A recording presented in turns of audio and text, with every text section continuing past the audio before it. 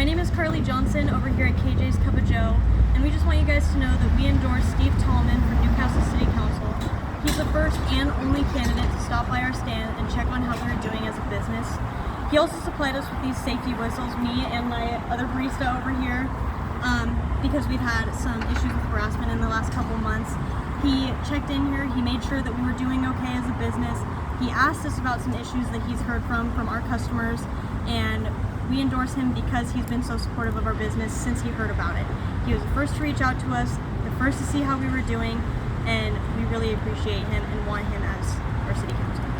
Well, Karlee, were you invited, was KJ's invited to the October 25th business block watch? I personally didn't hear anything about it. Jodi over here said that she didn't hear anything about it. We didn't even know it was a thing until it was brought to us through a customer. Okay. Can you tell us, it sounds to me like you had problems with one particular individual at the end of August, beginning of September. Can you give a brief synopsis of what happened there? So pretty much what happened was the first time he came through, he pretty much just followed me back to my stand, kept asking me questions, tried to follow me into my door that's locked all the time. He tried to come in here, and he eventually just sat out in the parking lot for at least like 2.5 hours just watching me, kept making excuses to try to talk to me. It got so dangerous for me and it felt so unsafe that my dad ended up having to come up to the stand, had me close an hour early. It is a family-owned business, so I am very close to my family. They know everything that goes on here. So for my dad to come up here and tell me that I had to close an hour early just made me feel really unsafe. And the second time he came through, about a week later, I had a friend here that I went to high school with. She's 16 years old. I'm almost 20.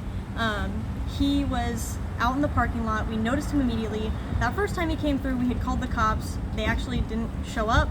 One of the gas station employees, he had called a direct line for an officer and she didn't come. And the second time he came, he ended up chasing us into the gas station. We went out and tried to go inside because he was sitting there for about 15 minutes just watching us.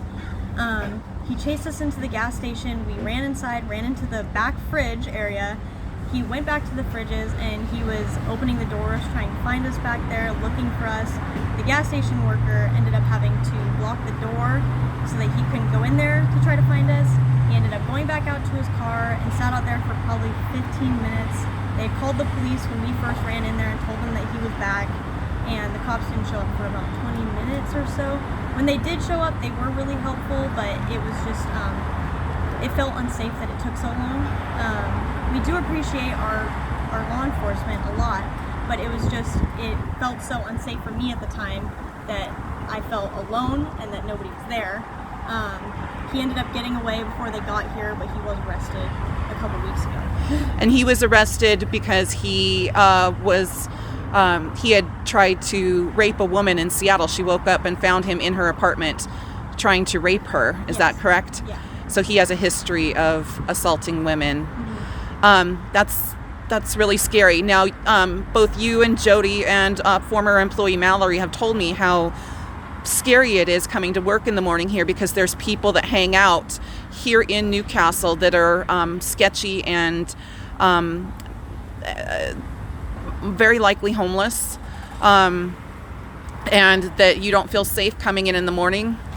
That is true. I don't come to work unless my boyfriend can follow me here and walk me up to the stand and bring me inside and wait with me for a little while till it starts to get light out. Just because of past things that have happened, robberies, stuff like that, we both don't feel very safe coming in the dark, which we have to because we are here at 5 in the morning, and it does get pretty sketchy. There is people that'll hang out at we have a little picnic area over here off camera. People will sit there, they'll leave trash there all the time that we have to pick up in the mornings, and all around just they're a lot. So every morning. But one of the things that has been said by the previous chief was that they only think there's like 1 or 2 homeless people living here in Newcastle hanging out, and you've told me that is incorrect. I believe that's incorrect personally. There's 3 or 4 that hang out in our parking lot in the veterinary hospitals next door alone. A lot of them, they don't necessarily bother us. There is a couple that have argued with my mother just last week. One tried to break into my truck and my mom told him to leave. He was getting in her face and screaming stuff. Another one came up just 2 days ago, was asking me for money to get a lighter for a cigarette. Not a huge deal, but it was, you know. Everyone come up and take her tip jar and Karlee had emptied it out. So there wasn't anything in there, and they called her a bitch because there wasn't anything in there. Yeah. Okay. All right. So, in conclusion, you two ladies, on behalf of KJ's Cup of Joe, endorse Steve Tallman for Newcastle City Council because he's running on a platform of public safety first as his primary goal for the city of Newcastle. Yes. Yeah. All right. Well, thank you very much for your time. Of course. Thank you. Bye-bye.